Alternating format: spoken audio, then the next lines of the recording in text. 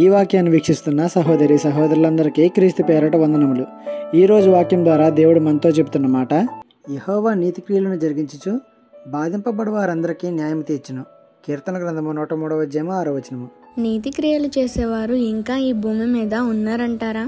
ఎదుటివారి నుండి ఏదో ఒకటి ఆశించి చేసే ప్రతి క్రియ నీతి క్రియ ఎలా అవుతుంది? నువ్వు అందరికీ అన్ని విషయాలలో నీ చేతనైనంత మట్టుకు సహాయం చేస్తున్నావు, కరెక్టే.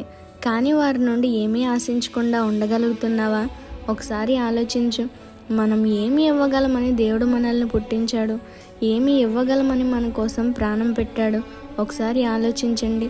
నీతిగా జీవిస్తూ నీతి క్రియలు చేసేవారికి నిందలు తప్పవు, అవమానాలు తప్పవు. అలాంటి వారికి దేవుడు న్యాయం తీరుస్తాడు. దేవుడు నీకు న్యాయం తీర్చగలడు అన్న నమ్మకం నీకుందా? దేవుడు న్యాయం తీర్చగల స్థితిలో నువ్వున్నావా? ఒకసారి ఆలోచించు. ఈ చిన్న సువార్త పరిచర్యలో మీ సహోదరులు. God bless you. ఆమేన్.